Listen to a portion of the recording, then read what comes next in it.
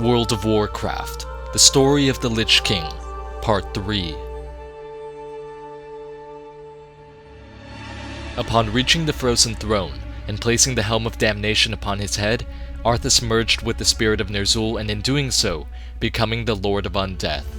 While atop the icy pinnacle, Arthas lay dormant, entering a deep dream state, and amongst many of these dreams that he was receiving, was one where a boy named Matthias Lenner appeared before him.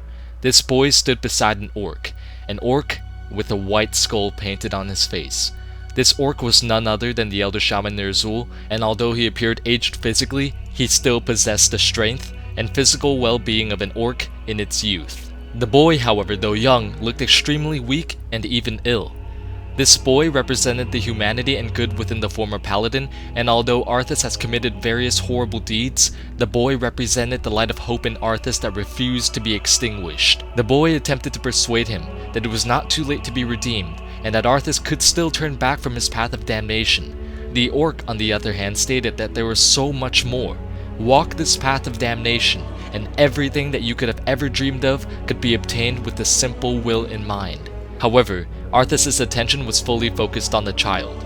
As the child met the fallen prince's gaze, a portion of his sickness dissipated. The child then spoke. "You understand now. Despite all, Arthas, you have not abandoned me." Tears of hope stood in his eyes, and his voice, though stronger than it had been, quavered with emotion. "There must be a reason. Arthas Menethil, much harm have you done, but there is goodness in you. Yet for if there was none, then I would not exist. Not even in your dreams." The boy slowly walked to Arthas, and as Arthas placed his cold hand upon the boy's face and brushed his cheek, the boy whispered, "It doesn't have to be too late." Arthas hesitated and then spoke, "It doesn't. But it is."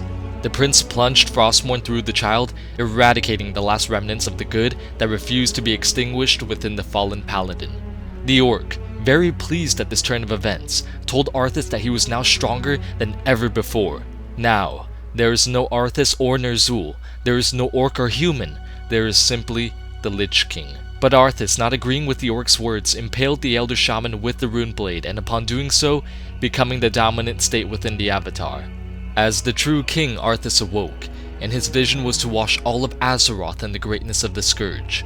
The Lord of Undeath assaulted the capitals of both the Horde and the Alliance, which in turn provoked a counteroffensive in Northrend by the Horde, Alliance, Argent Crusade, and Knights of the Ebon Blade led by Darien Mograine. In addition to these enemies, Arthas also faced the threat of the undead who broke away from him, the Forsaken.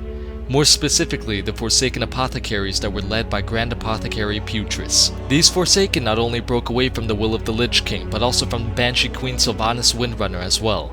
Serving the Dreadlord Varimathras, they cared for nothing in their path but death and destruction. Horde, Alliance, or Undead, it didn't matter.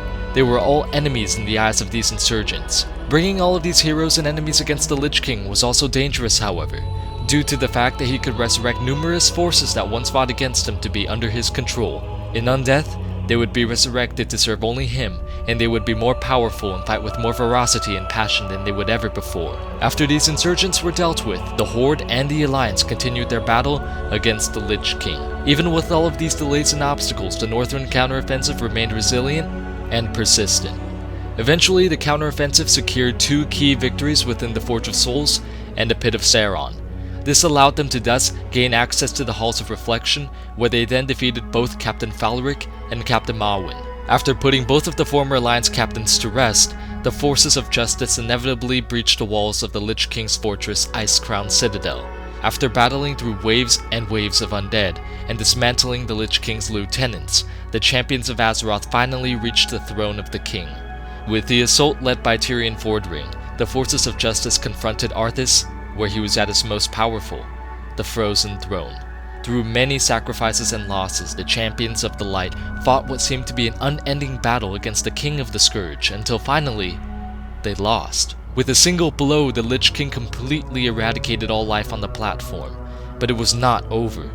As the final act, Tyrion prayed to the light to bless him with unmatched power to break out of his ice containment.